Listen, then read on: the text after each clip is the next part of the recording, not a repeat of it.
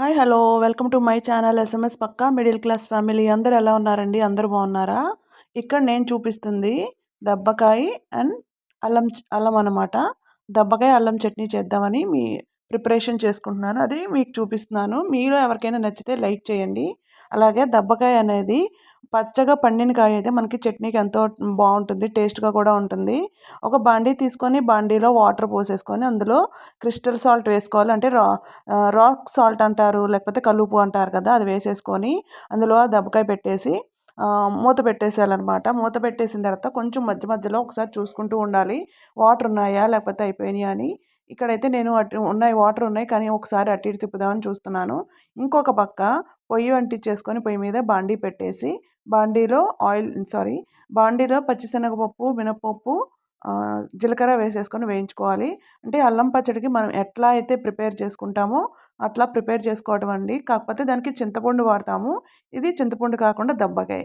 కానీ చట్నీ మాత్రం చాలా అంటే చాలా టేస్ట్గా ఉంటుంది. ఇక కుక్ అయిపోయిందని చెప్పి ఆ దబ్బకాయని తీసి పక్కన పెట్టేస్తున్నాను. ఎందుకంటే పూర్తిగా ఆరిపోవాలి. ఆరిపోయిన తర్వాత ఈ దబ్బకాయలో ఉన్న గింజలన్నీ కూడా తీసేసేయాలండి. ఒకటి రెండు ఉన్నా కూడా పచ్చడి మొత్తం చేదు, గట్టిగా చేదు అయిపోతుంది.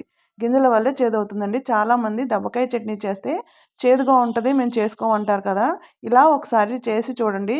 చాలా అంటే చాలా బాగుంటుంది. అస్సలు గింజలంటూ లేకుండా చూసుకోవాలి. ఇదిగో చూసారా, ఈ దబ్బకాయలు ఇన్ని గింజలు అయితే ఉన్నాయి. ఈ గింజల్ని పూర్తిగా తీసేస్తే మనకైతే చాలా ప్రిపరేషన్ అంటూ అయిపోతుంది. దీనికి కావాల్సింది అల్లం ముక్కలు కూడా నేను మిక్సీ జార్లో వేసేసుకుంటున్నాను.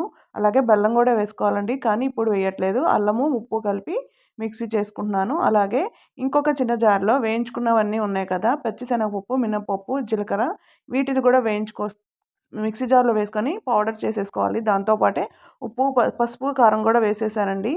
ఈ మిక్సీ చేసుకున్న పౌడర్ని మొత్తం అల్లం ఉప్పు కలిపి పేస్ట్లా చేసాం కదా, అందులో ట్రాన్స్ఫర్ చేసేసుకోవాలి.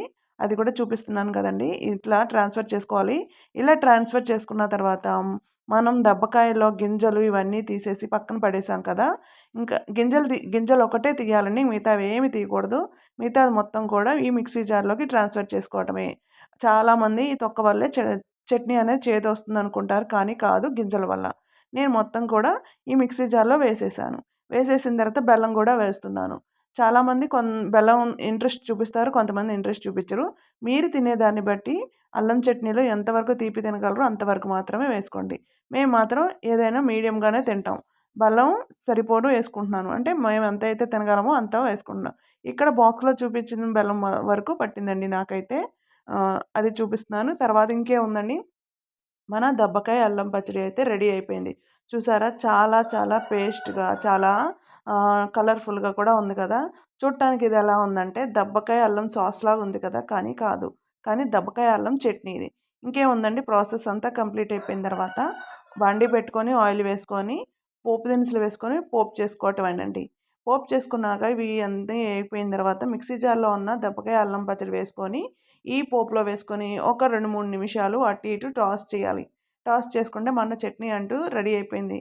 ఇంకొక విషయం అండి, మనం మామూలుగా అల్లం చట్నీ మనం టిఫిన్లు తినేటప్పుడు కొంచెం లూజ్ చేసుకుంటాం కదా, గట్టిగా ఉంటే.